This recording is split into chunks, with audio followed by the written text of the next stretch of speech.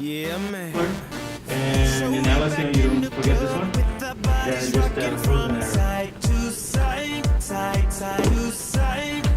Thank God the week is done. I feel like a zombie gone back to life, back to life. Hands up. Yeah, suddenly.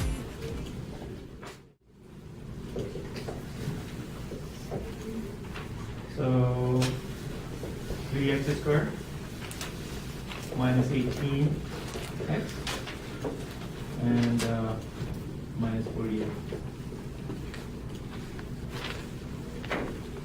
So, what do you think?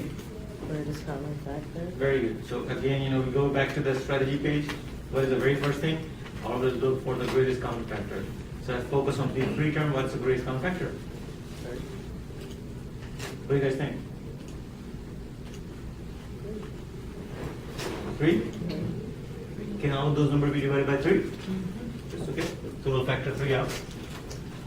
So if you factor 3 out, what are you going to have left? X squared minus 6x minus 16? Okay. Right, so far so good? Okay. Now we're going to focus within the parentheses right here, right? So how many terms do we have inside the parentheses? 3. The only way we know to factor those 3 term polynomial is by AC method, right? So what is A inside the parentheses? 1. What is B? -6. What is C? negative 16. Very good. There you go. What's going to go at the top? 6? 16. 8C, right? So that's going to be -16.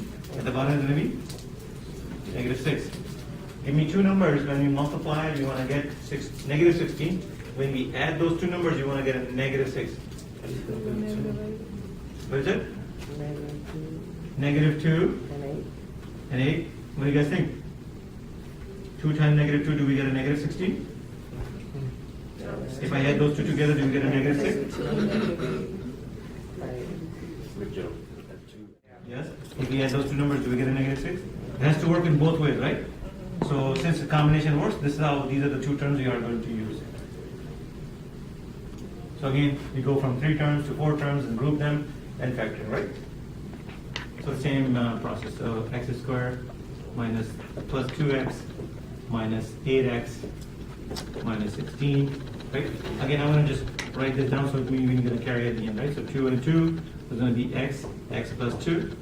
Between these two, the middle term is negative, so I'm going to carry negative. Between 8x and 16, 8 is the greatest common factor, so it's going to be x plus 2, right? It's going to be x plus 2, and it's going to be x minus 8. And then since we got those two factors, now I'm going to carry this 3 at the end, right? In the answer. Questions? No? All right, so let's do it. All right. Before we do 5.6, did you guys learn about the zero factor? Zero factor? Last week? Put everything to 0 factor and put it down to 0. Right. Yes? It's the bottom part of the bottom part of a fraction can never be equal to 0, right? Right, that's true, but that's... But you have to set it to 0 in order to find. Yeah, that's correct. But that's the next chapter. Oh. That's basically rational expression where the denominator cannot be equal to 0, right? So that's what we're going to learn actually in the next section. But the question is, what's the zero factor? Zero factor, my question is, if you have two numbers multiplying, It's that how do you get equal to 0? either add negative or positive. No, but here we're not adding a positive. We're multiplying, right? So the question is, when do you multiply two numbers is going to be equal to 0? You multiply a number by 0, right? So you have 0, and you have any other number, -2, 4, 5, 6, any number. What's going to happen? The product of this is going to be always equal to 0. Now it could be the first number could be 0, the second one something else. or the second one could be 0, or the first one could be something else, right? Or could be both of them be equal to 0, right? We don't know. Is that correct? So this is called zero factor. So as we dive into this last section of this chapter, what they're going to do, they're going to take these trinomials and they're going to make, right now this is just a trinomial, so as we go find the factors, once we find the factors, we're done, right? That's all they were asking. But what they're going to do in 5.6 section, they're going to make them equal to 0. So they're going to make them as an equation. So it means now, when we find the factors, not only we have to find the factors, but also we have to find what this x values are going to be. Because now we are going to be dealing with equations. So that's the difference in the last section versus the earlier section of this chapter 5. Okay? So the last section, it deals with equations. So it means you have to further solve for, find the answer for the x, or whatever the variable is, right? So, here's my question. Let me just take these two factors. So let's say if I say x plus 2 times x minus 8 is equal to 0. Right? These are the two factors equal to 0, right? So in order to find for the x value, we're going to apply this 0 factor. So it means we're going to take each one of those x plus 2 and we're going to set it equal to 0. And also we're going to take this x minus 8 and we're going to set it equal to 0 because we don't know any one of those will be equal to 0, right? So now, after setting each one of them to 0, now becomes a little simpler problem which we did in chapter 2.